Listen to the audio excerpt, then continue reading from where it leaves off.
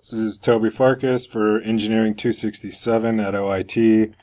I'm going to start by typing in help and projectile motion, which is the name of my function.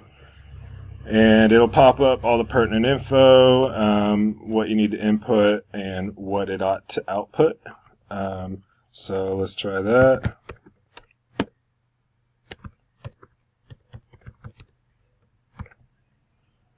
And it wants initial position, we'll say is 5, initial velocity 30, and initial angle 45, and enter to run, and it pops up a graph of the flight path, and it also outputs the maximum height and the final distance that this projectile travels. I've also got a GUI here with the same idea.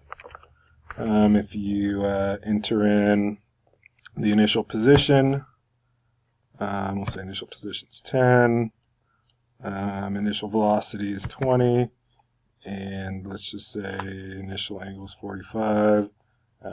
Kick the soccer ball, and it tells you how far it's going to go. Down here, distance and how high it'll go, max height, and it also outputs the flight path. So that's it. Thank you.